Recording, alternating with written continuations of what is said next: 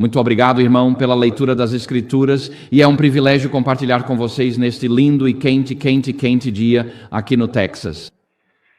Eu percebi, enquanto estava sentado aqui no púlpito, que há algo restaurador no sol e no ar do Texas, porque notei, durante a música, o saxofone, Irmã Souza foi lindo, e as crianças e a música especial, meu pé esquerdo estava batendo levemente de vez em quando.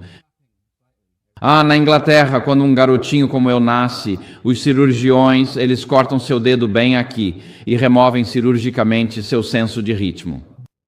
E então, quando venho a um lugar e percebo meus pés batendo, sei que o cirurgião não tirou tudo. E eu penso, eu deveria vir aqui mais vezes, porque talvez assim meu senso de ritmo volte. Amém. Então, é um privilégio poder compartilhar com vocês neste lindo dia aqui no Texas. E gostaria de agradecer ao pastor e aos líderes da igreja por me receberem aqui. E até agora, meu filho e eu recebemos uma recepção muito calorosa, assim como sei que o irmão Jonathan Cherney, nosso outro palestrante deste fim de semana, também recebeu. Então, nosso tema desta manhã é Trabalhadores da 11ª hora, e por isso vou falar sobre aqueles que vão terminar a obra, levar o Evangelho a toda nação, tribo, língua e povo, e então virá o fim. E muitas vezes nos perguntamos quem realmente vai terminar a obra. Como isso vai ser feito? Porque hoje quase 40% do mundo ainda não ouviu o nome de Jesus Cristo. E se eles estão tão atrasados e essa porcentagem aumenta ano após ano, como vamos terminar a obra? E minha resposta para você é, nós não vamos terminar a obra, Deus é quem vai terminar a obra. E Deus vai fazer algo especial neste mundo para que todo o sofrimento humano chegue ao fim. E eu amo a ideia de que quando Jesus voltar, todo o sofrimento humano chega ao fim naquele momento. Toda doença, todo divórcio, toda depressão, todo desespero, toda desestrutura familiar, todas as disputas, o caos ambiental que vemos ao nosso redor, a dor no mundo animal e também a dor no mundo humano, tudo chega ao fim quando Jesus voltar. É realmente uma boa notícia. E se você já andou por um corredor de hospital e viu a dor, a incerteza e os pais, talvez chorando baixinho por uma criança passando por cirurgia, você começa a valorizar o quão maravilhoso será quando Jesus voltar nas nuvens de glória. Então somos adventistas, proclamamos a segunda vinda de Jesus. É para isso que Deus nos chamou para fazer e para ser, e então hoje eu quero discutir com vocês, quem são esses trabalhadores que vão terminar a obra? É uma boa pergunta, não é? Quem realmente vai terminar a obra. Então, antes de abrirmos a palavra de Deus, convido você a inclinar a cabeça comigo e vamos pedir mais uma vez pela presença do Espírito Santo. Nosso Pai Celestial, agradecemos por este lindo sábado aqui no Texas. Pai, agradeço pela liberdade que temos de nos reunir aqui e adorar. Pai, agradecemos pela proteção dos Teus anjos. E agora, Senhor, ao abrirmos o pão da vida e refletirmos por alguns momentos sobre as palavras de vida, oro para que o Senhor fale através de mim e por mim. Peço, Pai, que o Senhor fale aos nossos corações e mentes para que tenhamos um amor renovado por Jesus e que o nosso testemunho brilhe cada vez mais para Ti por causa do culto de hoje. Senhor, oro para que repreendas qualquer espírito que não seja do Teu reino aqui hoje, que afastes quaisquer espíritos impuros, quaisquer demônios que possam ter entrado por estas 4 portas.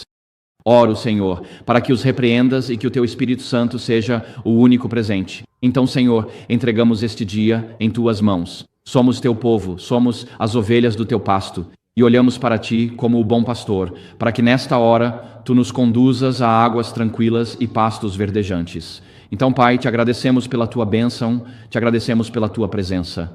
Em nome de Jesus pedimos amém. Amém. Certo, então vamos começar hoje. A propósito, ali está o meu site, IN2P, que é uma abreviação de As Needle to the Pole. E ali está o meu endereço de e-mail. Se algum de vocês me escrever, é que eu conheço muita gente e mal consigo lembrar de qualquer coisa hoje em dia. Eu sofro de... Não lembro onde estava semana passada e não sei onde estarei na próxima. Só sei que estou aqui hoje. Eu descobri que essa é uma posição muito boa para se estar no casamento também. Como regra geral, se eu não sei nada, não entendo ou não me lembro, essas são respostas realmente boas quando sou colocado em uma situação difícil. Então, mas eu não me lembro onde eu estava ontem e não tenho certeza de onde estarei amanhã, mas se você olhar no meu site, pode ver a programação lá. E se você quiser me escrever um e-mail, apenas diga quem você é e de onde está escrevendo. Assim eu tenho uma pequena chance de conseguir te situar na minha mente antes de responder para você nesse endereço de e-mail. Então essa vai ser a nossa jornada de hoje. Nós vamos olhar para a graça de Deus para os trabalhadores da última hora, depois vamos ver espírito de profecia, 1245. Eu não sou muito criativo na forma como organizo meus sermões, então vai ser assim mesmo, 1245. E então vamos chegar às nossas conclusões. E eu estou muito atento de que em cerca de 15 minutos vamos começar a sentir o cheiro do almoço comunitário. Então, por favor, tenham paciência comigo enquanto percorremos essa jornada hoje. Ok, obrigado, irmã. Então, certo. Então, essa é a nossa jornada de hoje e vamos começar com a graça de Deus para os trabalhadores da última hora. E nós vamos analisar esse texto aqui hoje, e é isso que Jesus ensinou em Mateus capítulo 20, e ele diz o seguinte, ele diz: pois o reino dos céus é como um proprietário que saiu de manhã cedo para contratar trabalhadores para a sua vinha. Depois de acertar com os trabalhadores o salário habitual do dia, ele os enviou para a sua vinha. Quando saiu por volta das 9 horas, viu outros que estavam desocupados na praça e disse-lhes: vocês também vão para a vinha, e eu pagarei o que for justo. E eles foram. Quando saiu novamente por volta do meio-dia e das 3 horas da tarde, fez o mesmo. E por volta das 5 da tarde, ele saiu e encontrou outros parados e perguntou: por que estão aqui desocupados o dia todo? Responderam: ninguém nos contratou. Ele lhes disse: vocês também vão para a vinha?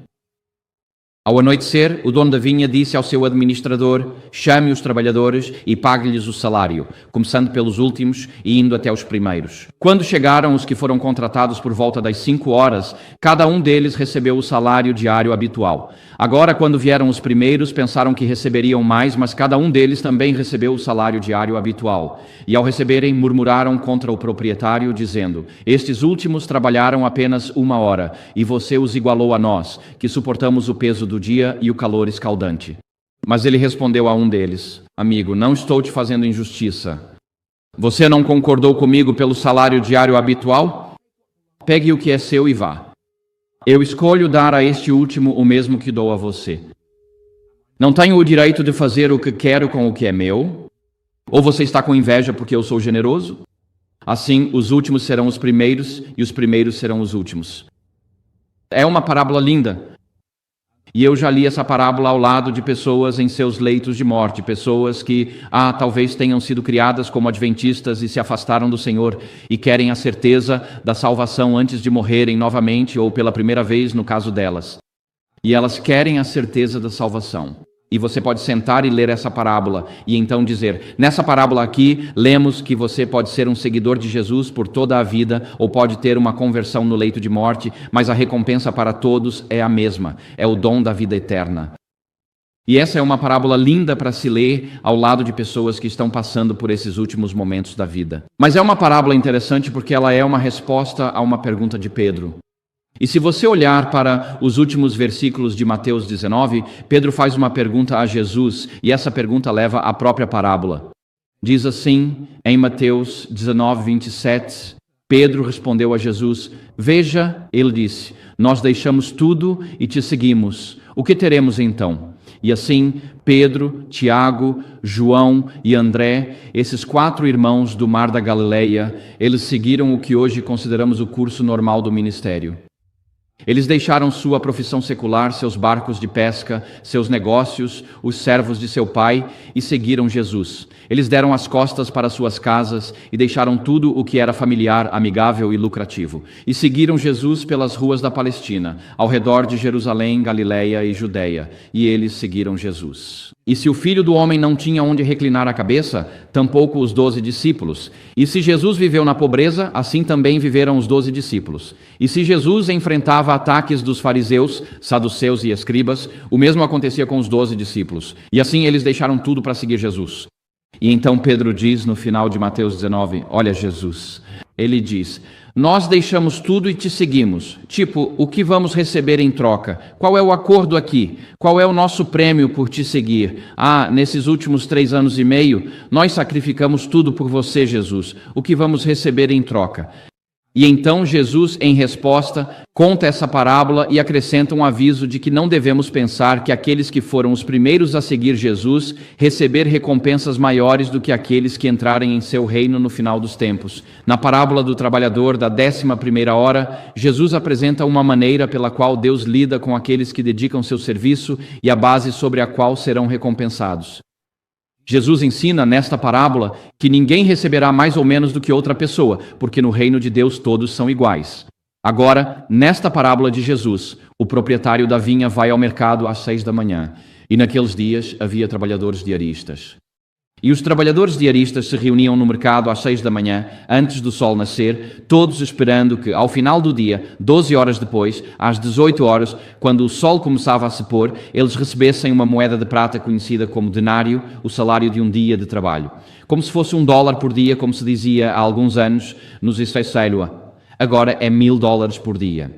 Mas esses trabalhadores estão esperando às 6 horas da manhã. Eles deixaram suas casas, deixaram suas famílias, deixaram seus filhos e sabem que, enquanto estão de pé no mercado, há uma esposa e filhos esperando em alguma cabana, torcendo para que o papai volte para casa com comida para alimentá-los naquela noite.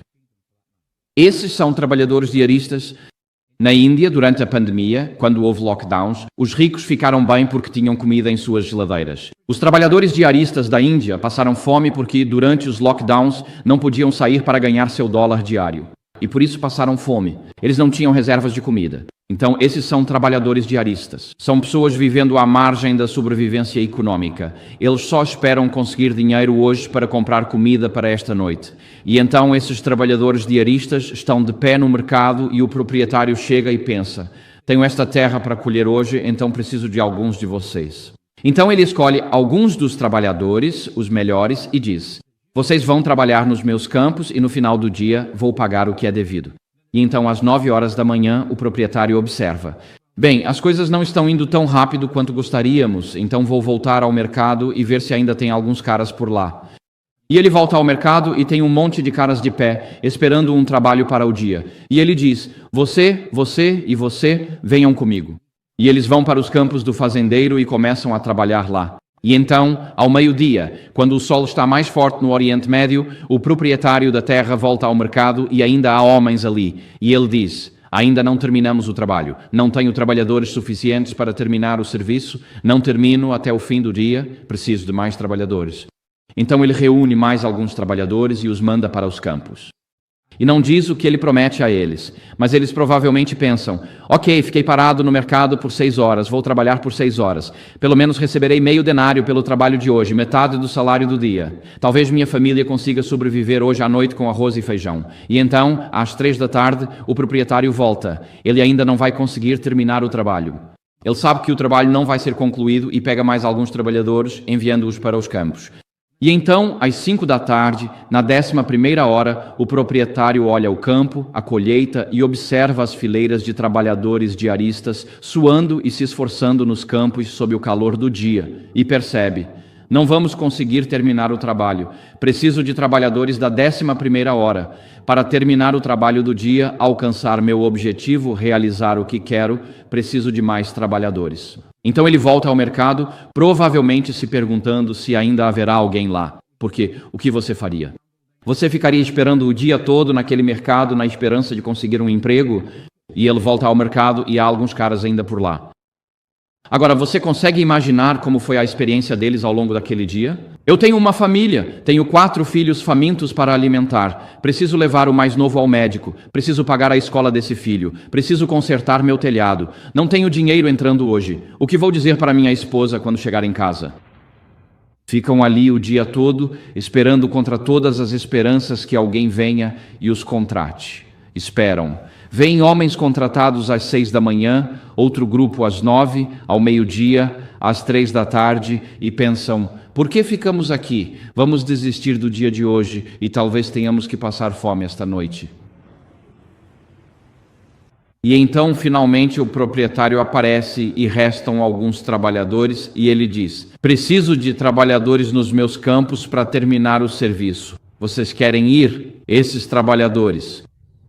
Durante 11 horas, ninguém veio procurá-los, ninguém trouxe a boa notícia de que suas famílias seriam cuidadas ao final do dia. Eles esperaram com incerteza, ansiedade crescente, com aquela sensação de: o que vou dizer à minha família quando chegar em casa? Como vou olhar nos olhos dos meus filhos e dizer: sem comida para vocês hoje à noite, crianças? Não é bom ser um trabalhador da 11ª hora, porque você passou o dia inteiro de trabalho esperando, sem a garantia de que vai receber uma recompensa.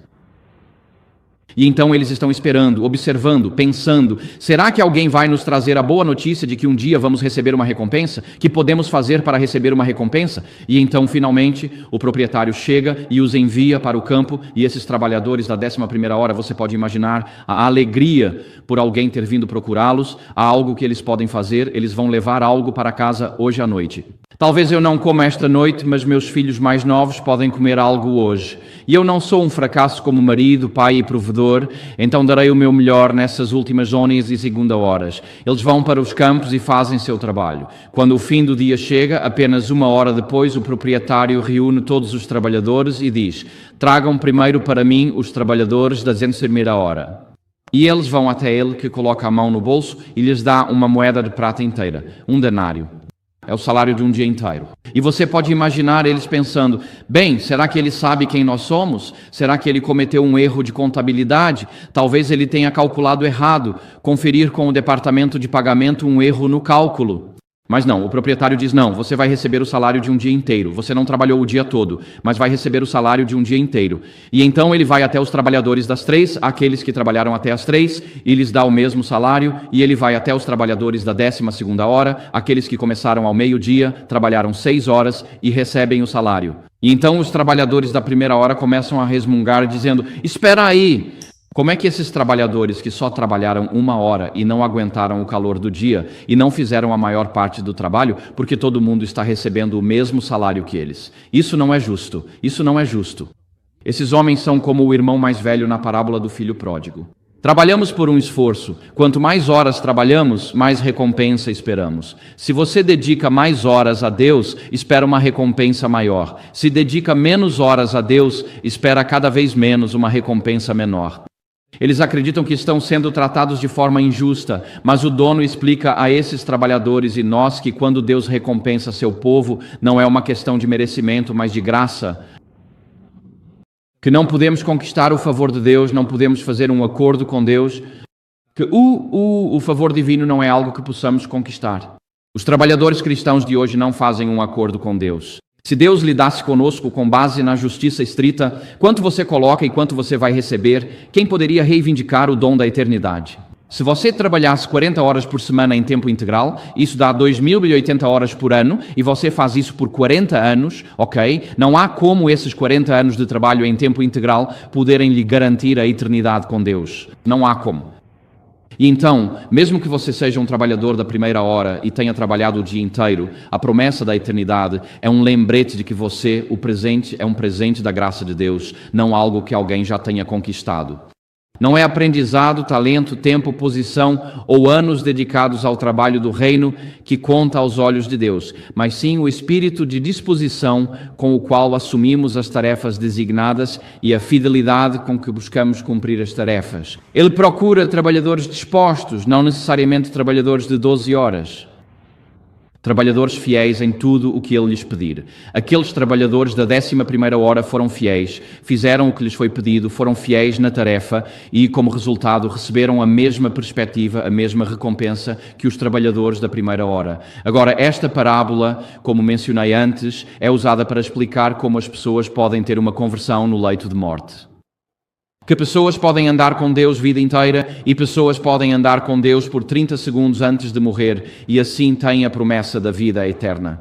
Amém. E você pode dizer: bem, isso não é justo. Mas eu quero que você imagine, preferiria viver a vida com a promessa da eternidade além do sofrimento deste mundo? Ou preferiria passar por este mundo com a ideia de que o sofrimento é tudo o que existe, sem redenção, sem esperança, e então encontrar esperança nos últimos segundos de vida? Qual seria a melhor experiência de vida? São os trabalhadores da 1ª hora. Veja, os trabalhadores da 1ª hora, embora reclamem, trabalham o dia todo com a promessa de recompensa ao final do dia. Essa promessa os mantém seguindo em frente diante dos desafios que enfrentam na vida. Você concorda comigo? Sim.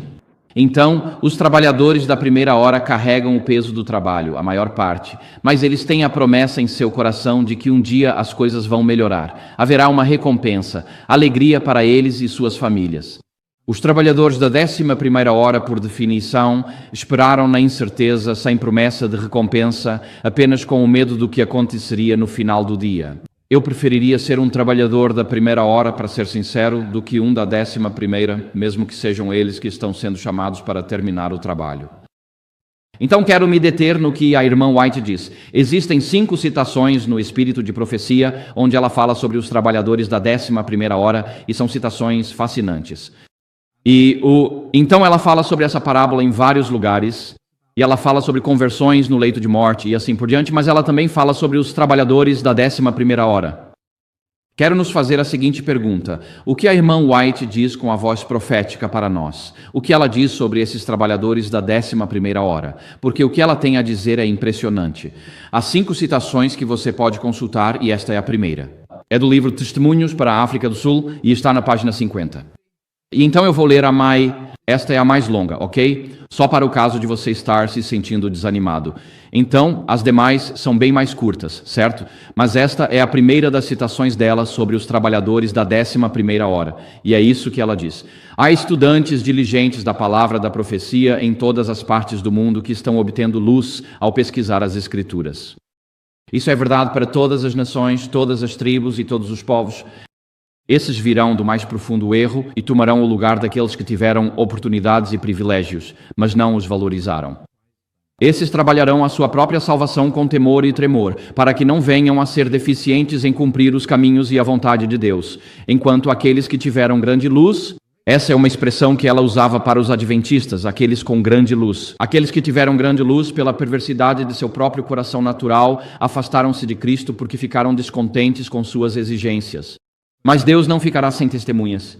Os trabalhadores da última hora serão chamados na 11ª hora e consagrarão sua habilidade e todos os meios que lhes foram confiados para avançar a obra.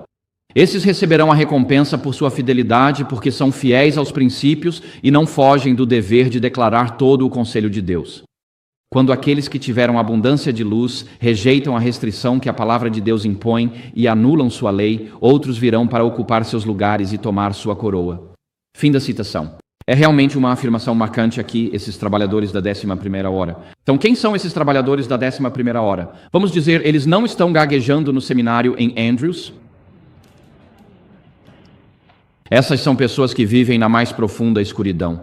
Essas são pessoas que vivem no hinduísmo, budismo, islamismo, secularismo, ateísmo, catolicismo, e elas habitam entre todas as nações, tribos e povos. Então, em Apocalipse 13, a primeira besta do mar recebe a autoridade do dragão sobre todas as nações, tribos, línguas e povos do mundo.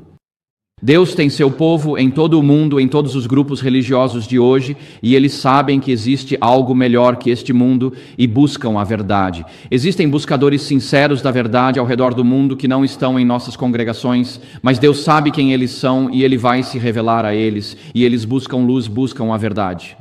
E ela diz que eles virão do erro mais grosseiro. E eu te pergunto, estamos prontos para que pessoas venham de contextos de erro mais grosseiro? Batizei uma católica e fui repreendido por alguns irmãos porque eu estava trazendo um jesuíta para a igreja. Não é para chamarmos as pessoas para fora da Babilônia? Não é para chamarmos as pessoas para o movimento remanescente de Deus? E quando faço isso, sou criticado? Isso é absurdo. Era uma jovem, não jesuíta. Queremos que as pessoas entrem no movimento remanescente de Deus. Precisamos estar dispostos a abrir nossos braços para pessoas de todas as origens. Amém. Elas vão chegar sim com tatuagens nos braços, cabelo azul, piercings no nariz e tudo mais. Mas Deus vai trazer pessoas das trevas mais profundas. Eu andei pela estação central de trem de Frankfurt, de Munique, algumas semanas atrás. Eu estava pregando uma série sobre as 3 mensagens angélicas em um acampamento na Áustria. E eu atravessei o centro da estação central de ônibus de Munique, olhei ao redor e pensei, não há ninguém aqui que eu considere normal. Quero dizer, de verdade havia pessoas de todas as nações, tribos, línguas e povos, havia mulheres de burca e havia jovens cujos corpos estavam todos mutilados e tudo mais. E o que eu vi em olho após olho foi o vazio, apenas um olhar morto. Eu não vi alegria, eu não vi felicidade, eu não vi paz. Eu não vi esperança. Eu vi pessoas tristes. E Deus tem o seu povo lá fora. Então estamos prontos e dispostos a recebê-los nesta congregação hoje? Amém. Estamos dispostos a acolhê-los? Se fosse filho que se afastou do Senhor e estivesse vivendo nas trevas mais profundas, você não gostaria que uma congregação recebesse de braços abertos quando ele viesse a Jesus Cristo? E assim, este trecho aqui é um chamado para que recebamos as pessoas no corpo de Cristo. E ela diz que os trabalhadores da última hora serão trazidos na 11ª hora. Nós vamos ver exatamente quando isso acontece em alguns minutos. E eles vão consagrar suas habilidades e todos os seus recursos confiados para avançar a obra. Ou seja, eles serão trabalhadores sacrificiais.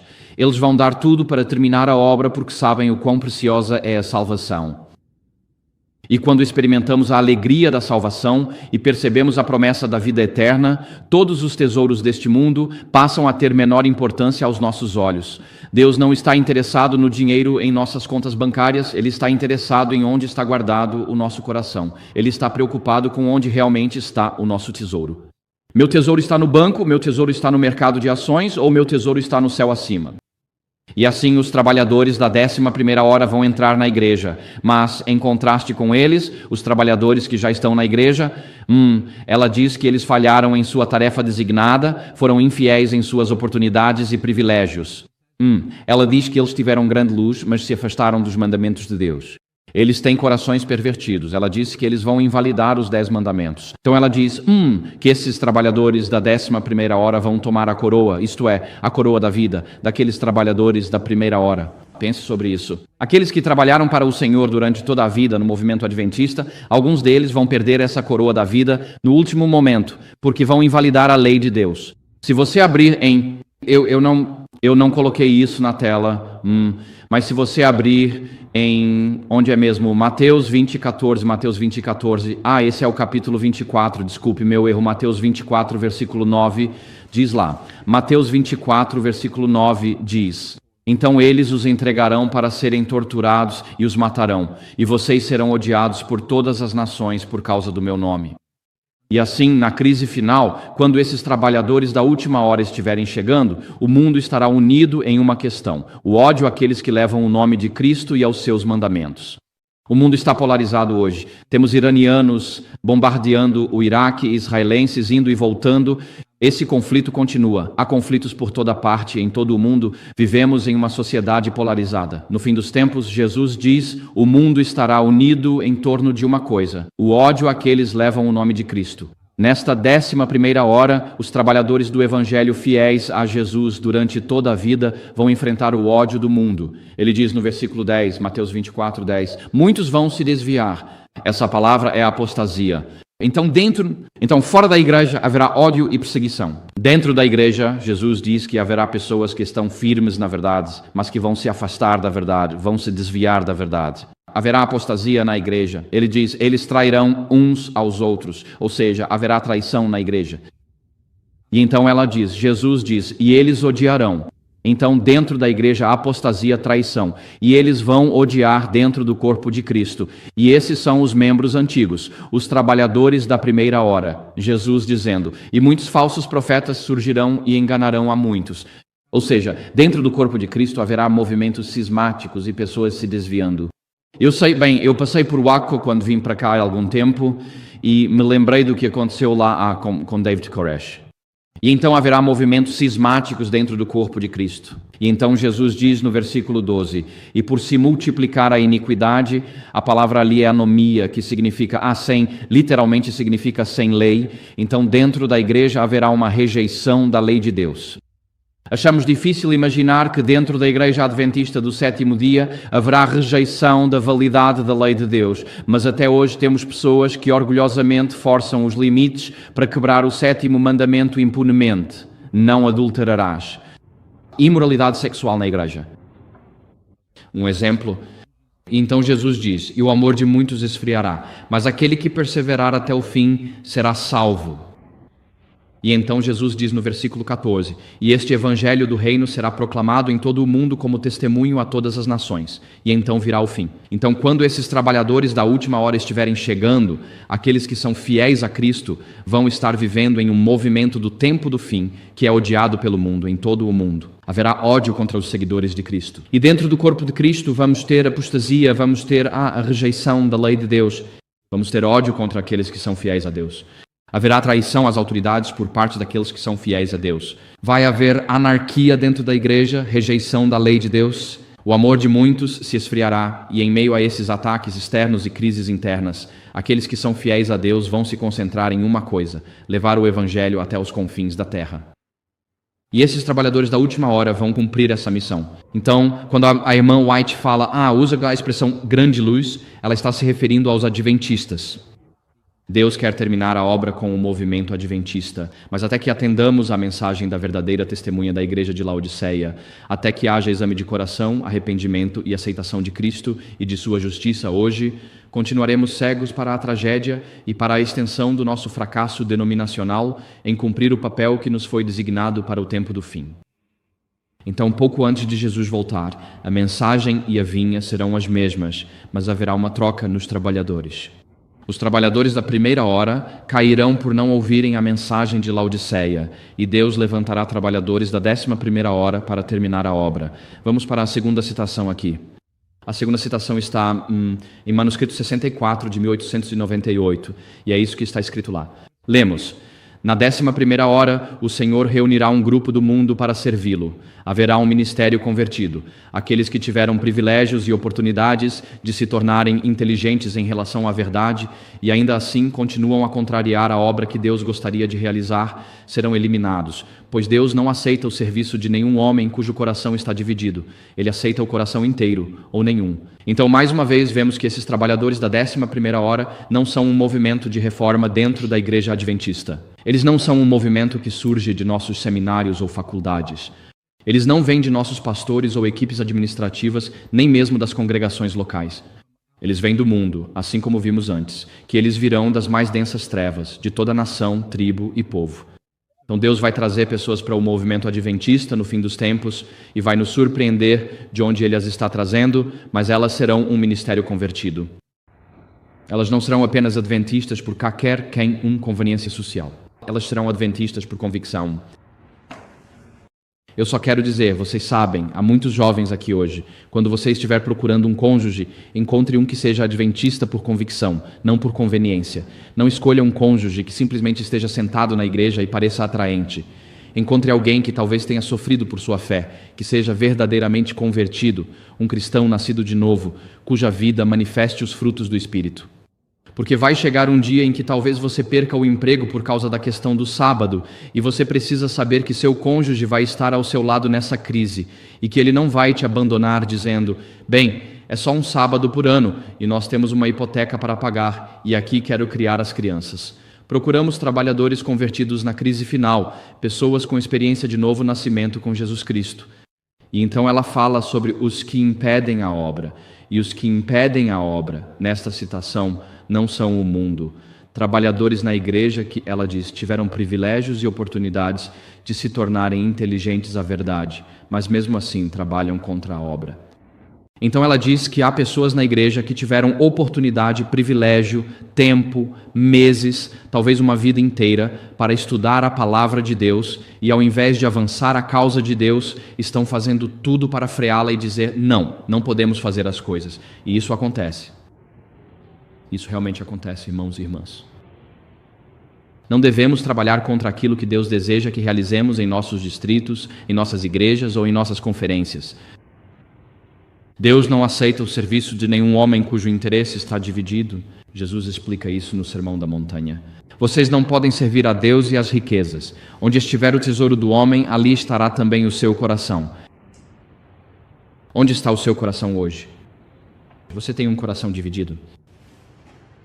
Você está acumulando coisas para o tempo de angústia, como arroz no porão? Ou você está armazenando a palavra de Deus em sua mente para o tempo de angústia? Não importa quantos curativos ou caixas de feijão você tenha no porão. Isso não vai te ajudar a passar pela crise final. O que vai te ajudar a passar pela crise final é uma conexão viva com Jesus Cristo. E assim, aqueles que tiveram privilégios e oportunidades de se tornarem inteligentes a respeito da verdade, não estejam no grupo que então retém a palavra de Deus.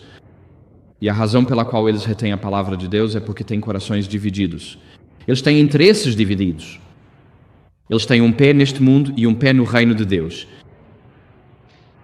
Jesus não aceita o serviço daqueles cujos corações são divididos. Ele quer o seu coração inteiro hoje. Ele quer o seu coração comprometido em avançar e concluir a obra entre os não alcançados. Nós tivemos oportunidades privilegiadas sentados aqui hoje, mas não permita que esses privilégios sejam uma desculpa para você assumir uma posição de ambiguidade. Hoje em dia está na moda as pessoas não saberem o que pensar sobre nada. É algo que está na moda. As pessoas dizem, bem, eu não quero julgar isso. Não vou dizer se isso está certo ou errado. Elas dizem, bem, existem várias perspectivas sobre isso, e essa é apenas a minha perspectiva. Talvez eu mude de ideia amanhã. E se for politicamente incorreto, quase certamente vai mudar amanhã. E parece que quanto mais conhecimento e compreensão temos, menos dispostos estamos a defender algo. Isso acontece em todos os aspectos da nossa sociedade ocidental. Nós nos tornamos uma sociedade precisa, profissional, em não saber mais o que é certo ou errado, sem disposição para defender nada. E Jesus quer que tenhamos um coração totalmente dedicado a Ele, não dividido entre os tesouros deste mundo e os celestiais. Então Deus está procurando trabalhadores da 11ª hora que serão um ministério convertido. Um ministério convertido, com corações convertidos e vidas convertidas. A terceira citação que temos está no Youth Instructor de 1902, e aqui está ela. Diz, na 11ª hora o Senhor chamará ao seu serviço muitos trabalhadores fiéis. Homens e mulheres abnegados ocuparão os lugares deixados vagos pela apostasia e pela morte. Aos jovens e às jovens, assim como aos mais velhos, Deus dará poder do alto. Com mentes convertidas, mãos convertidas, pés convertidos, línguas convertidas, seus lábios tocados por uma brasa viva do altar divino, eles sairão para o serviço do Mestre, avançando firmemente, subindo, levando a obra adiante até a conclusão. Esta é a primeira vez em ela fala esses trabalhadores da 11ª hora vão levar a obra à conclusão. E o que ela diz sobre eles é que não serão necessariamente homens de cabelos grisalhos como eu. Por mais que quiséssemos fazer parte desse movimento, são os jovens de quem ela está falando aqui. Aos jovens e às jovens, assim como aos mais velhos, é bom saber disso, mas principalmente aos jovens e às jovens, Deus vai dar poder do alto. Jovens, Deus tem uma obra para vocês realizarem. O trabalho de vocês é significativo porque serão vocês que vão terminar a obra, esses trabalhadores da última hora, e esses trabalhadores da última hora vão receber poder do alto. Vocês vão fazer coisas que não são humanamente possíveis. Quando minha irmã era menina, ela tinha 3 anos, estávamos voltando para casa num carro de um membro da igreja, voltando do culto. Ele não era adventista e ligou o resultado do futebol. Eu estava sentado lá, tinha 6 anos, e fiquei feliz em ouvir os resultados, porque ele tinha a responsabilidade moral, já que era ele quem estava ligando o rádio e não era adventista. Eu só estava ali sentado, e isso simplesmente entrou na minha cabeça enquanto ouvíamos os resultados do futebol, porque era ele quem estava quebrando o sábado, e não eu.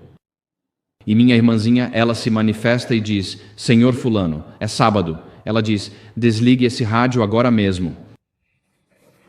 E eu fiquei chocado, pensei, sua garotinha miserável. E esse homem não adventista, de 65 anos, olha para nós, se inclina e desliga o rádio. Eu olhei para minha irmã com algo diferente de amor nos olhos, e ela olhou para mim com toda a inocência, como quem diz, eu fiz a coisa certa, Conrad. Ela fez. Deus pode agir através de crianças. Deus pode agir através de jovens. Jovens como vocês. Vocês podem dizer coisas sem ir para a cadeia que pessoas não podem. Literalmente. Quando eu vou a um lugar como a Grã-Bretanha e me dizem, Conrad, queremos esses sermões, mas não queremos publicá-los até que você tenha deixado o país. Por quê? Porque o que eu digo seria interpretado como discurso de ódio. Se eu for para a Irlanda, com suas novas leis de discurso de ódio, quase qualquer coisa que você diga pode ser interpretada como discurso de ódio. Se eu for para o Canadá e eles disserem aos pastores no Canadá, não preguem sobre questões LGBTQ ou sexualidade bíblica, porque vocês vão colocar a igreja em apuros. Isso é ridículo. Uma igreja em um lugar assim precisa ir para a clandestinidade para que possa pregar o evangelho livremente. Mas jovens como vocês moças aqui podem dizer coisas que eu não posso dizer porque vocês não podem ser presas por discurso de ódio. Então pensem sobre isso. Deus vai ter, esses trabalhadores da última hora serão homens e mulheres abnegados, então será um ministério de oportunidades iguais, e haverá jovens homens e jovens mulheres envolvidos. Eles terão mentes convertidas, mãos convertidas, pés convertidos e línguas convertidas. Ou seja, cada aspecto do seu ser está totalmente entregue a Deus. Eles avançarão no serviço do Mestre, ocuparão o lugar, passarão por cima dos corpos quentes daqueles que saíram por apostasia ou morte. Temos a ideia desse revezamento no final dos tempos, de que aqueles que estiveram na obra do Evangelho desde a primeira hora não serão os que estarão lá na 12ª hora, quando Jesus voltar. Haverá revezamento no final dos tempos. Devemos esperar por isso. É um sinal de que Deus está trazendo os últimos trabalhadores para terminar a obra. O Espírito Santo, de acordo com esta passagem, vai passar por cima daqueles trabalhadores da primeira hora que suportaram o peso do ministério e trabalharam durante o calor do dia. Por quê? Porque eles já não reconhecem a voz do Mestre. São os trabalhadores da 11ª hora que vão terminar a obra, o Evangelho ao mundo. É através das conversões genuínas deles que Deus vai fazer o que não pôde fazer através dos trabalhadores da primeira hora, da terceira hora, da 6ª ou da 9ª hora. Mas Deus vai ter esses trabalhadores da 11ª hora e serão eles que vão terminar a obra. Então chegamos à citação 4 aqui. E a irmã White diz o seguinte, carta 43, 1890. Ela diz: mas não falo palavras minhas quando digo que o Espírito de Deus passará por aqueles que já tiveram seu dia de prova e oportunidade, mas que não distinguiram a voz de Deus nem valorizaram os movimentos de seu Espírito. Então milhares, na 11ª hora, verão e reconhecerão a verdade. Eis que vem o dia, diz o Senhor, em que o lavrador alcançará o segador, e o que pisa as uvas ao que lança a semente. Isso está em Amós 9:13. Essas conversões à verdade acontecerão com rapidez que surpreenderá a Igreja, e só o nome de Deus será glorificado. Neste trecho vemos que haverá trabalhadores da 11ª hora, mas lemos que Deus vai passar por cima dos trabalhadores da primeira hora. Esses são os de longa data, são francamente presidentes de conferência, união e divisão, pois só chega a essa posição quem é trabalhador da primeira hora e dedicou a vida a Deus. Deus vai passar por cima da hierarquia estabelecida. Ele vai passar por cima dos mecanismos e comitês de nomeação estabelecidos e vai trazer trabalhadores da 11ª hora que não são conhecidos pelos comitês de nomeação, nem pelas sessões de assembleia das conferências, mas que são conhecidos pelo próprio Deus. Ele vai trazê-los para a sua obra e vai passar por cima da estrutura existente e dos trabalhadores desde a primeira hora. Por quê? Porque eles não distinguiram a voz de Deus nem valorizaram os movimentos do seu Espírito. Ou seja, eles se fecharam tanto que já não reconhecem quando o Espírito Santo está sendo derramado. Isso faz sentido com base no que ela está dizendo? Sim, Deus vai trazer pessoas que não estão tão focadas em prédios, orçamentos, pessoas e políticas, a ponto de não reconhecerem mais quando o Espírito Santo está agindo bem diante delas. Deixe-me colocar de outra forma. Deus vai trazer trabalhadores para terminar a obra que reconhecem que os adventistas podem ter convicções do Espírito Santo que diferem da política do governo. Ele vai trazê-los, e esses trabalhadores vão terminar a obra, e aqueles que estão focados em prédios e políticas e fecharam seus ouvidos e disseram ao resto do mundo, os adventistas não... O Espírito Santo não tem nada a dizer aos adventistas sobre certos assuntos, e estão acostumados a sufocar a voz do Espírito Santo diante dos olhos do mundo. Deus vai passar por cima deles. Agora, estou tentando não falar de forma muito direta aqui hoje, mas acho que vocês sabem do que estou falando. Então ela diz, milhares na 11ª hora reconhecerão a verdade. Eis que vem o dia, diz o Senhor, em que o lavrador alcançará o segador e o que pisa as uvas, aquele que semeia a semente. Ou seja, eles vão estar tropeçando uns nos outros, que os primeiros, que aqueles que estão realizando tarefas diferentes vão literalmente tropeçar uns nos outros, o trabalho vai avançar com tamanha rapidez. Há cerca de 2 anos, um movimento de estudo bíblico começou na República da Geórgia, no Cáucaso. Isso aconteceu quando eu estava com a AFM e ainda continua até hoje. E na Geórgia é quase impossível comprar uma Bíblia, porque as Bíblias que vendem são aquelas grandes Bíblias de mesa, coisas enormes. São versões decorativas em georgiano antigo, é como ler o inglês de Chaucer, ainda antes de William Shakespeare. E a maioria dos georgianos não consegue entender esse idioma. Então descobrimos que havia cerca de 10 rapazes estudando, e eles perceberam que existe uma versão moderna da Bíblia em georgiano, mas é quase impossível conseguir, não vendem nas lojas de lá. E eles encontraram Bíblias e estavam se encontrando em um café em Tbilisi, 10 caras. E então eles se conectaram conosco e descobrimos que eles eram adventistas por meio de seus próprios estudos. E um deles era um judeu, o youtuber mais famoso da Geórgia, e ele estava publicando materiais proféticos adventistas no YouTube, conseguindo cerca de 300 mil visualizações por vídeo sobre interpretação profética adventista, aparentemente o youtuber mais assistido da Geórgia.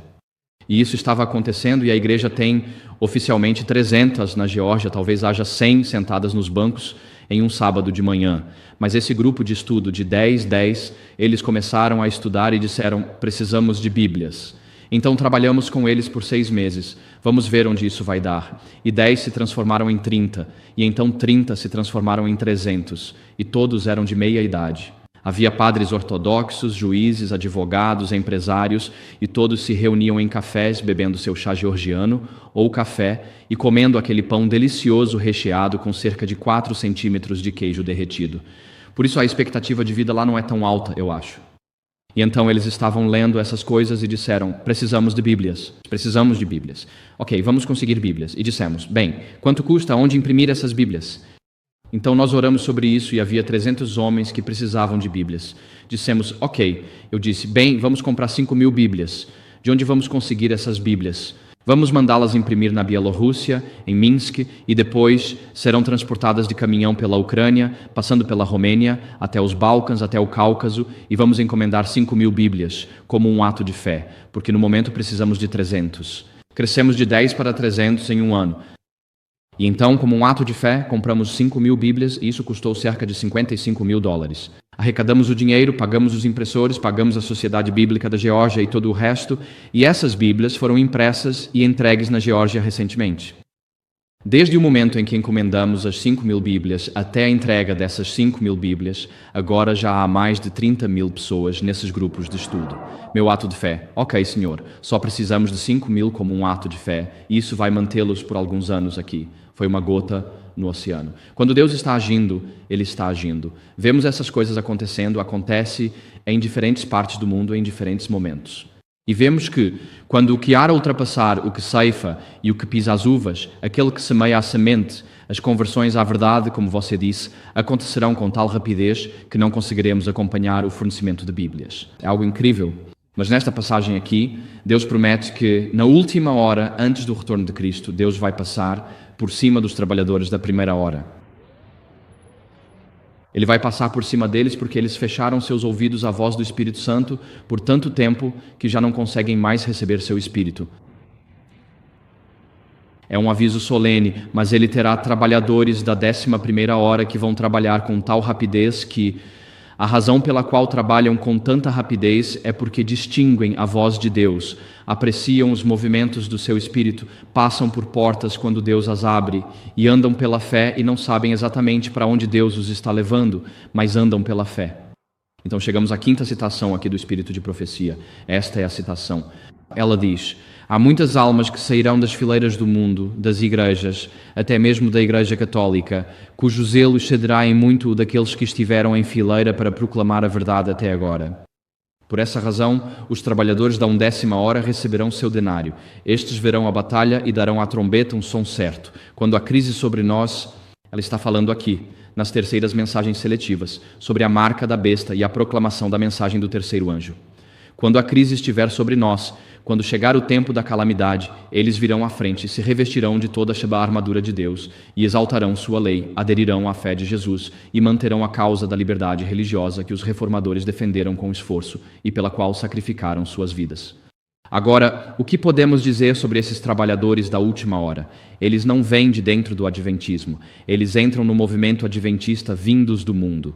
Eles não vão ser pessoas sentadas ao nosso lado. Eles estão lá fora. Sairão da Igreja Católica. Se alguém sai da Igreja Católica e se junta ao movimento adventista, não diga, você é um jesuíta. Louvado seja Deus por eles terem entrado no movimento adventista. Se as pessoas acham que eles vão ser criticados sob suspeita pelo resto da vida, por que se juntariam ao movimento de Deus Tempo do Fim? Eles não vão. Vão perceber claramente, ok, eu sou um pseudo-jesuíta, então ninguém vai se sentar e comer comigo. O zelo deles vai superar em muito o daqueles que estiveram na linha de frente proclamando a verdade até aqui. Essas pessoas terão ousadia para Deus, terão coragem para Deus, serão zelosas por Deus, não vão sentar e dar estudos bíblicos educados. Elas vão lutar sinceramente pela salvação do próximo. Elas não vão medo de ter uma conversa espiritual. Elas não vão ter medo de bater de porta em porta. Elas não vão ter medo de compartilhar seu testemunho. Terão zelo por Deus. Por quê? Porque elas amam o próximo como a si mesmas. Elas são trabalhadores da última hora, imersas em trevas, encontraram a verdade e a compartilharão, pois sabem o quão preciosa ela é e a promessa da salvação. E se você ama o próximo como a si mesmo e quer a vida eterna para si, então você quer a vida eterna para o seu próximo e fará tudo o que puder para que ele receba o dom da vida eterna. E assim, esses trabalhadores da última hora virão do mundo, sairão das igrejas protestantes caídas em resposta à mensagem do segundo anjo, caiu, caiu Babilônia a grande, e do próprio catolicismo em resposta à mensagem do quarto anjo de Apocalipse 18. Sai dela, povo meu, diz o anjo em Apocalipse 18. Eles vão entrar durante o tempo em que a crise estiver sobre nós, quando a marca da besta tiver sido imposta ao mundo, quando a adoração falsa for exigida pelos governos do nosso mundo liderados pelos Euá, eles vão se juntar a esse movimento do fim. Eles vão vir para a linha de frente da batalha. E repare que eles dizem que eles vão defender a lei de Deus, a lei de Deus. Enquanto Jesus diz em Mateus 20:14 que a igreja, no fim dos tempos, haverá o surgimento da anomia, o aumento da ilegalidade, o que significa que Jesus diz que na igreja adventista visível, as pessoas vão dizer, bem, você sabe, realmente não importa se você guarda os 10 mandamentos ou não. E honestamente, nós já temos as sementes dessas ideias hoje. Se você acredita que é salvo por Jesus, Deus diz, tudo bem, você pode permanecer no seu pecado e ainda assim ser salvo. Você permanece em pecado deliberado e contínuo, e muitas pessoas acreditam nisso. Elas podem não testemunhar isso, mas suas vidas mostram que é assim que vivem e no que acreditam. Se você acredita que pode ser salvo enquanto permanece em pecado, isso significa que quando a marca da besta vier, você a aceitará. É a quebra do quarto mandamento. Uma vez que você aceita a ideia de que pode ser salvo e permanecer no seu pecado, você está pronto para receber a marca da besta, porque é mais um pecado. Mas se você acredita que Jesus quer que obtenhamos vitória sobre o pecado, isso inclui quarto mandamentos, quando isso se tornar o teste de adoração no fim dos tempos, então você pode ser contado entre aqueles trabalhadores da última hora. Então Jesus em Mateus 24, quando fala que a igreja verá o surgimento da iniquidade, a rejeição da lei de Deus, quando promovemos LGBTQ em locais da divisão norte-americana, quando promovemos teoria crítica de gênero em parte da nossa divisão norte-americana, e assim por diante, quando promovemos teorias modernas do feminismo em faculdades, quando promovemos o estudo da evolução em faculdades, estamos fazendo exatamente o que Jesus disse, o surgimento da iniquidade. Estamos virando as costas para a lei de Deus em nosso movimento. Em resposta, Deus levantará pessoas zelosas pela lei, enquanto os trabalhadores existentes, que buscam o aplauso do mundo em vez do de Deus, estão sendo deixados de lado. E assim, esses trabalhadores da última hora vão surgir. Ela diz, quando a coerção da consciência e a adoração forçada forem impostas, como está previsto em Apocalipse 13, esses trabalhadores da última hora virão para a linha de frente da batalha. Eles defenderão a lei do seu Deus, terão a fé de Jesus, assim como Apocalipse 14:12 diz, aqui está a perseverança dos santos, os que guardam os mandamentos de Deus e a fé em Jesus. Então essa passagem aqui é quase uma paráfrase de Apocalipse 14:12. E nesta passagem aqui você percebe que os trabalhadores da primeira hora já não estão mais em cena. Haverá um abalo dentro do movimento adventista. Multidões serão sacudidas para fora pelo testemunho direto e multidões serão trazidas para dentro porque buscam a verdade e a encontram no movimento adventista. E nessa crise final, lemos que esses trabalhadores da 11ª hora, ela diz, manterão a causa da liberdade religiosa. Agora, por que defenderiam a causa da liberdade religiosa? Porque puderam escolher a Deus quando a mensagem do terceiro anjo foi proclamada. Não recebam a marca da besta. Puderam escolher a Deus porque tiveram liberdade de consciência para escolher a Deus. E porque tiveram liberdade de consciência para escolher a Deus, eles defendem que povos tenham liberdade de consciência. A liberdade de consciência não é para mim, é para todos. Para aqueles com quem discordamos. Para aqueles que permanecem comprometidos com o budismo. Bem, se é nisso que você acredita, então seja, mas eu apelo para que você volte atrás disso. Assim, esses trabalhadores da última hora são campeões da liberdade religiosa e diz, eles darão à trombeta um sonido certo. Agora, algumas pregações hoje em dia são feitas para te fazer dormir rapidamente. Honestamente, são mesmo. Na Inglaterra, fazemos piada sobre os vigários. Os vigários da Igreja da Inglaterra, eles dizem, Para concluir, quero apelar para que você considere a possibilidade de que um dia essa opção possa ser uma opção para você, se as circunstâncias forem favoráveis. Você pensa, sério? Esse é um apelo para mim hoje. E a BBC zomba dos vigários ingleses porque eles são tão indecisos e seus sermões simplesmente te fazem dormir, muitos deles. Mas os trabalhadores da 11ª hora darão à trombeta um som certo. Ou seja, quando houver uma crise se aproximando, uma época de calamidade, você será forçado a escolher entre Cristo e Satanás. A mensagem do primeiro anjo é Jesus revelado como Criador e Redentor. E a mensagem do segundo anjo é que Satanás é exposto como a fonte de toda a estrutura falsa e de todos os sistemas falsos de salvação. E a mensagem do terceiro anjo é: você precisa fazer uma escolha. Jesus revelado, Satanás exposto, faça uma escolha hoje. Você precisa escolher agora entre Cristo ou Satanás. Não há meio termo nessa batalha. E assim, os pregadores, oradores, professores, trabalhadores da última hora, eles darão à trombeta um som certo. Há uma urgência, há uma clareza, não há rodeios na pregação deles, porque a sua alma, a minha alma e todas as nossas almas são preciosas para Deus, e o tempo é curto, e nós não sabemos se vamos chegar em casa hoje vivos nessas estradas. Nós não sabemos o que os próximos 10 minutos reservam. Nós não sabemos quem, na próxima semana, não estará mais entre nós.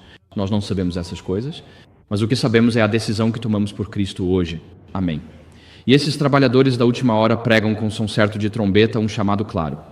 Ele corta o barulho, a espuma, corta aqueles sermões agradáveis de eu estou bem, você está bem, todos estamos bem, e diz: você precisa tomar uma decisão por Cristo hoje porque talvez não tenha essa oportunidade novamente. Assim, esses trabalhadores da última hora são ousados, ousadia por Deus, coragem por Deus. Eu estava conversando com alguém sobre a questão da coragem. A coragem não é dos frutos do Espírito? Eu já me perguntei, por que não encontramos coragem entre os frutos do Espírito? Porque fora dos muros da Nova Jerusalém, o primeiro grupo mencionado são os covardes. Então, se os covardes estão fora dessa Nova Jerusalém, por que não encontramos os corajosos explicitamente listados como estando dentro da Nova Jerusalém? Tenho pensado sobre isso. Sobre o que é coragem. Eu debatia com meu irmão, professor de Novo Testamento no seminário. A gente ia e voltava. O que estoicos, cínicos e epicuristas pensavam sobre coragem. Essas são filosofias gregas, eu disse. Essa é a minha compreensão de coragem. Se eu estou em frente a um prédio em chamas e vejo minha filha de 2 anos no andar de cima, eu vou entrar correndo naquele prédio para salvar minha filha porque eu amo minha filha. É isso que me motivando. E um espectador casual que não sabe que aquela é minha filha, vê um homem correndo para dentro de um prédio em chamas para resgatar uma criança e diz: isso é um ato de coragem. Bem, não foi um ato de coragem, foi um ato de amor abnegado. Amém. E quando você é motivado pelo amor pelos perdidos, Deus, isso se traduzirá em ousadia pelos perdidos para que eles possam conhecer Jesus Cristo por si mesmos. Ousadia, coragem, disposição para falar, compartilhar, agir com fé, ir além normal, esperado, comum, socialmente educado, para que eles possam ter oportunidade de receber Jesus Cristo por si mesmos. Vocês sabem, tivemos belos batismos hoje. Louvado seja o Senhor pelo batismo nesta manhã. Amém. E, você sabe, ir a um culto como o primeiro encontro, eu também digo louvado seja o Senhor. Amém. E, hoje em dia é preciso coragem para convidar alguém para sair. De verdade.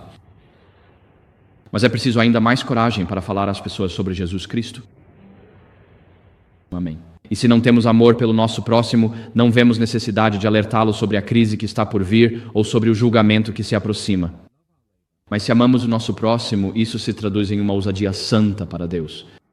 Uma coragem para Deus, uma disposição de ir aonde ainda não fomos, de sair da nossa zona de conforto. E deixe-me dizer, quando você dá um passo de fé fora da sua zona de conforto e diz: Senhor, agora está tudo nas tuas mãos, é impressionante o que Deus faz. Ele te sustenta, Ele te dá as palavras certas para dizer, Ele proporciona encontros compromissos divinos. Ele traz pessoas para a sua vida e esfera de influência, e tanto elas quanto você são transformados pela obra de Deus ao uni-los. Esses trabalhadores da última hora são campeões da liberdade religiosa. Eles não vão se calar sobre a liberdade de consciência. E sim, quando a nossa Conferência Geral se unir aos poderes do nosso mundo para negar a liberdade religiosa aos adventistas, Deus levantará campeões da liberdade religiosa do tempo do fim, para fazer o trabalho que os trabalhadores da primeira hora, aqueles nos escritórios, falharam em fazer. Ela diz sobre isso, em Testemunhos para Ministros, ela afirma: deixe-me dizer que o Senhor vai atuar nesta última obra de uma maneira muito fora do comum e de uma forma que será contrária a qualquer planejamento humano.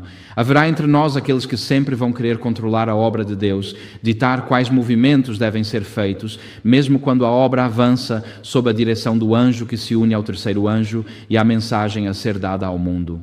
Esse é o anjo de Apocalipse 18. Deus usará maneiras e meios pelos quais será visto que Ele está tomando as rédeas em suas próprias mãos. Os obreiros ficarão surpresos com os meios simples que Deus usará para realizar e aperfeiçoar sua obra de justiça.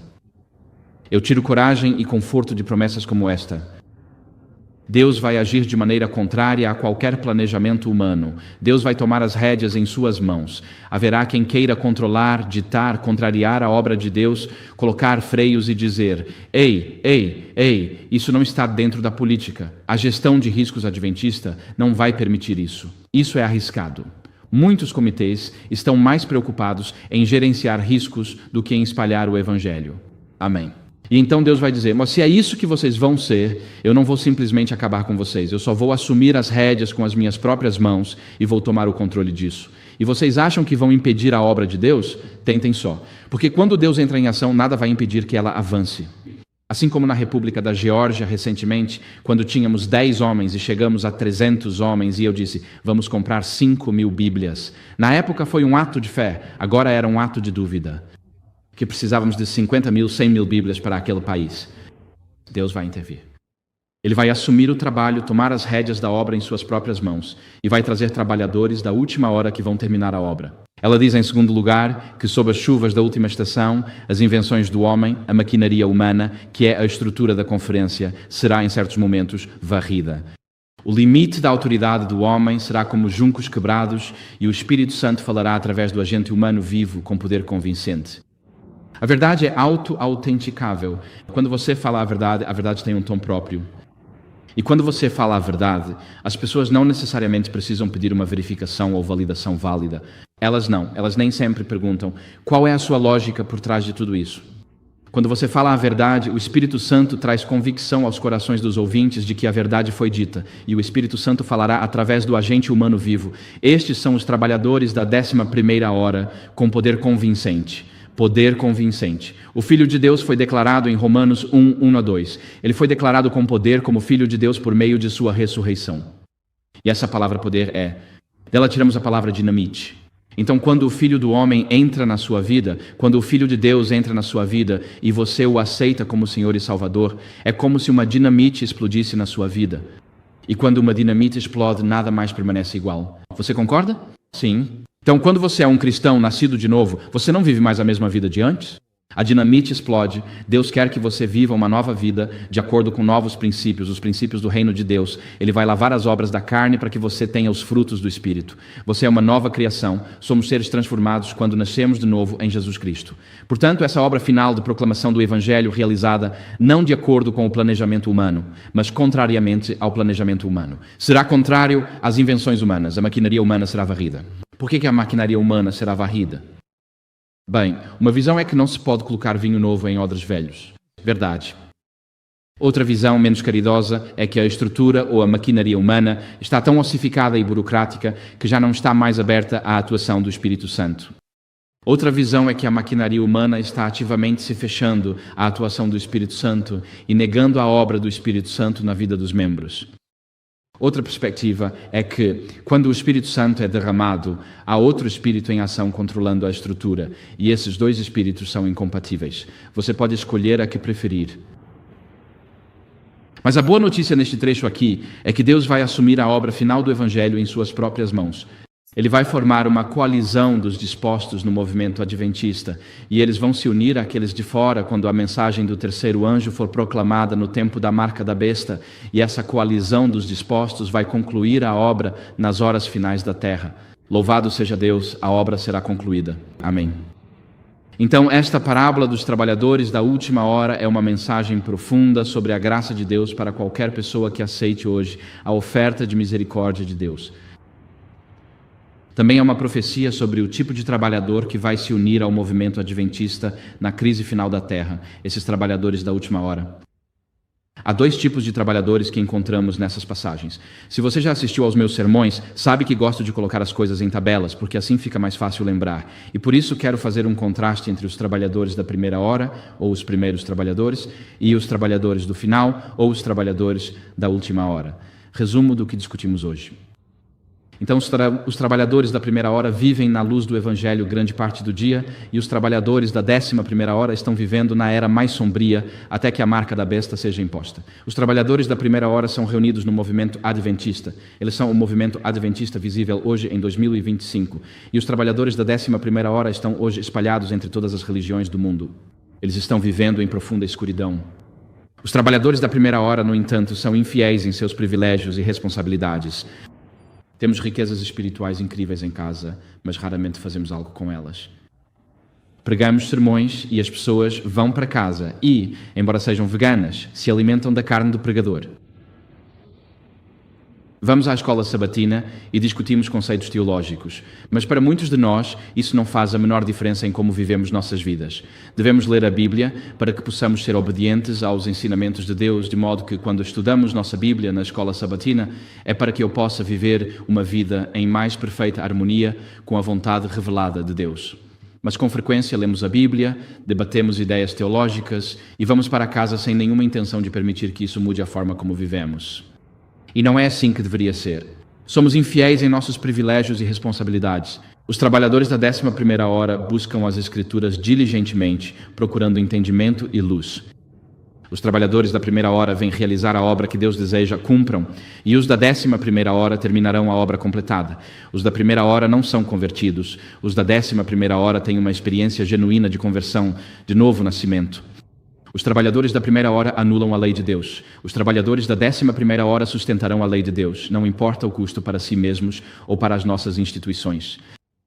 Os trabalhadores da primeira hora se afastaram de Cristo. Os da 11ª hora se voltaram para Cristo. Os da primeira hora não defendem a liberdade religiosa e a pisoteiam em relação a seus irmãos e irmãs.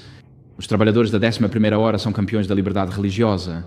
Os trabalhadores da primeira hora serão purificados por Deus quando vier o sacudimento.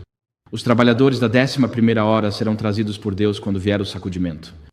E, tragicamente, aqueles trabalhadores da primeira hora que passaram a vida inteira trabalhando para o Senhor, alguns vão perder suas coroas da vida, e os trabalhadores da 11ª hora vão ganhar sua coroa da vida. É um contraste marcante, não é? Então eu quero desafiar você hoje. A marca da besta ainda não foi imposta. Ela está chegando, mas ainda não veio, e esses trabalhadores da 11ª hora vão entrar nesse momento, nessa crise final. Mas nós podemos ter as qualidades espirituais desses trabalhadores da 11ª hora hoje. Talvez não possamos controlar onde vivemos na passagem do tempo. Podemos morrer. Alguns de nós podem morrer antes que a marca da besta seja imposta, mas podemos viver com a qualidade, com as características espirituais desses trabalhadores da 11ª hora hoje.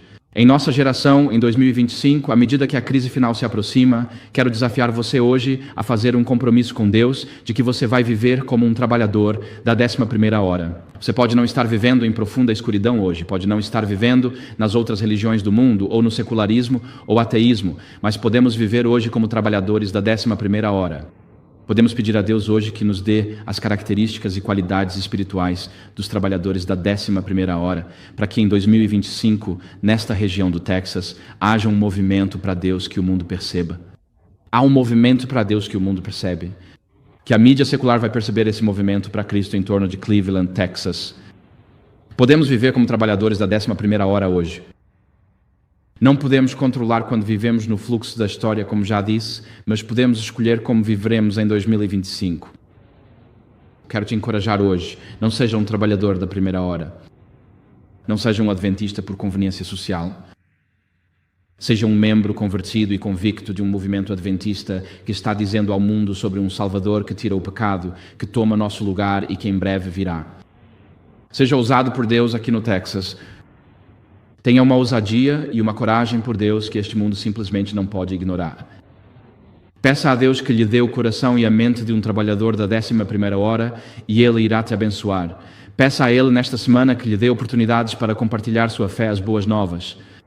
Talvez carregue um folheto Glow no bolso, leve caminho a Cristo no carro, prepare seu testemunho de foi assim que conheci a Deus, assim era antes de conhecê-lo, foi assim que conheci e é isso que Deus fez por mim. Todo testemunho tem 3 partes. Antes de conhecer a Deus, como conheci a Deus, o que Deus fez por mim. E ore a partir desta semana para que você seja contado entre os trabalhadores da 11ª hora, através dos quais Deus vai agir para terminar a obra. Eu quero ser um trabalhador da 11ª hora. Talvez eu não viva nesse período histórico, mas ele está chegando e eu quero ser contado entre esses trabalhadores da 11ª hora. E você não quer também? Sim. Quero desafiar você hoje. Que este seja o Cleveland, mas que seja a igreja da 11ª hora, onde as pessoas encontram salvação. Não importa quão desesperadora seja a sua condição. As pessoas encontram salvação porque aceitamos conversões da 11ª hora e somos uma igreja de trabalhadores da 11ª hora. Que Deus abençoe cada um de nós enquanto permanecemos firmes por Jesus. Deixe sua luz brilhar na escuridão e as pessoas atraídas para a luz através do ministério desta congregação. Que Deus te abençoe enquanto você brilha por Ele. Amém. E este é o Evangelho do Reino. Ele será pregado a testemunha a toda a gente, línguas, povos e nações. E então virá o fim. Gente, uma última mensagem. Um último chamado. Uma última advertência. A pregação do Evangelho Eterno está no livro do Apocalipse, capítulo 14, no versículo 6 em diante. Lá diz assim: eu vi outro anjo voando pelo meio do céu,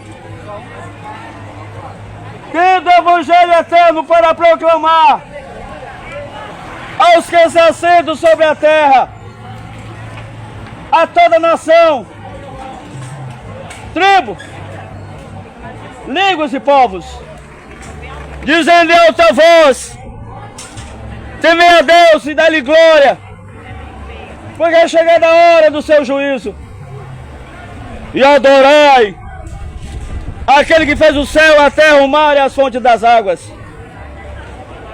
Deus está chamando a humanidade para temê-lo e dar glórias a Ele, porque o juízo está chegando. Gente, o mundo todo vai ser sacudido definitivamente. Nada vai ficar em pé. Mas antes, Deus está chamando um povo para temê-lo e dar glórias a Ele, para poder ser salvo. A pergunta é: o que é temer a Deus e dar-lhe glória? A Bíblia responde, Eclesiastes 12:13. Lá diz: a soma de tudo que tem ouvido é temer a Deus e guarda seus mandamentos, porque é o dever de toda a humanidade. Temer a Deus e dar-lhe glória é guardar os mandamentos de Deus, é guardar a sua santa lei, uma lei de amor, a expressão do caráter de Deus, os 10 mandamentos, que está no livro de Êxodo, capítulo 20. Êxodo, capítulo 20, verso 3 a 17. O primeiro mandamento da lei de Deus diz: não terás outros deuses diante de mim. O segundo mandamento da lei de Deus diz: não farás para ti imagem de escultura, nem de coisa que está no céu, nem na terra, nem debaixo das águas. Não te prostrarás diante delas, não as adorarás, não prestarás culto a elas. O salmista no Salmo 115, falando das imagens de escultura, ele diz: as imagens de escultura têm boca, mas não falam, têm ouvido, mas não ouvem, têm mão, mas não apalpam, têm os olhos, mas não veem, têm os narizes, mas não cheiram, têm os pés, mas não andam. Semelhante a elas são aqueles que a buscarem. Pode ser a pessoa mais santa que passou por essa terra, não se deve fazer a imagem dela para adorá-la ou pedir alguma coisa para ela, que estará quebrando o segundo mandamento da lei de Deus. O terceiro mandamento da lei de Deus diz: não dirás o nome do teu Deus em vão, porque Deus não terá por inocente o que disser seu nome em vão. E o quarto mandamento da lei de Deus diz: lembra-te do dia do sábado para o santificar. 6 dias trabalharás e farás todo o teu trabalho, mas o sétimo dia é o sábado do Senhor teu Deus. Nesse dia não farás trabalho nenhum, nem tu, nem o teu filho, nem a tua filha, nem o teu servo, nem a tua serva, nem o teu animal, e nem o forasteiro que está dentro das tuas portas. Porque em 6 dias fez o seu céu, a terra, o mar e tudo que neles há. E no sétimo dia ele abençoou, santificou e descansou. Gente! Não é o domingo o dia de descanso. Não, não é. É o sábado. O sábado é o quarto mandamento da lei de Deus. O sétimo dia da semana. O domingo é a criação do paganismo. Foram os pagãos na antiguidade que levantaram o domingo para adoração ao sol. 3º século. Roma papal pegou o domingo e colocou no lugar do sábado. E veio até hoje. Hoje nós descansamos, o povo descansa no domingo. Uma mudança que Roma papal fez sem autorização divina, pisando a lei de Deus. O mandamento é claro. É o sétimo dia, que é o quarto mandamento da lei de Deus. Gente, o domingo é a marca da besta. É o sinal da besta, Apocalipse 13:17. Oi? Não, obrigado. Certeza. Não, obrigado. Tem água aqui? Tá muito bom. Muito agradecido, viu? Com certeza. O domingo é a marca da besta, minha gente. É o sinal da besta, Apocalipse 13:17. O sábado não. O sábado, 7 dias da semana, é o quarto mandamento da lei de Deus, é a marca de Deus, é o sinal de Deus no seu povo. Ô, gente! Quem ia adorar a besta? Apocalipse 14, 9, 10. Quem ia adorar a besta? Receber sua marca, receber seu sinal, que é o domingo como um dia religioso, vai receber as pragas do Apocalipse. Vai receber as pragas do Apocalipse. É o que diz Apocalipse 14, verso 9 a 10. O quinto mandamento da lei de Deus diz: honra teu pai e a tua mãe, para que se prolongue um dia na terra que o Senhor teu Deus te dá. O sexto mandamento da lei de Deus diz: não matarás. O sétimo mandamento da lei de Deus diz: não adulterarás. Adultério é quando homens e mulheres casados têm relação sexual fora do casamento. Adultério é quando homens e mulheres solteiras têm relação sexual sem ser casado. Fornicação. Adultério, LGBT, homossexualismo, porque fere o princípio da lei, da pureza do mandamento. O oitavo mandamento da lei de Deus diz: não roubarás. O nono: não mentirás. O 10º: não cobiçarás a casa do teu próximo, a mulher do teu próximo, as coisas do teu próximo. Hoje, se ouvir a sua voz, não endureçais os vossos corações. Buscar o Senhor enquanto se pode achá-lo. Invocai-o enquanto ele está perto. Porque Deus, Ele amou o mundo de tal maneira que Ele deu o seu Filho unigênito, para todo aquele que nele crê não pereça, mas tenha a vida eterna. E este Evangelho do Reino, ele será pregado a testemunha a toda a gente, línguas, povos e nações, então virá o fim.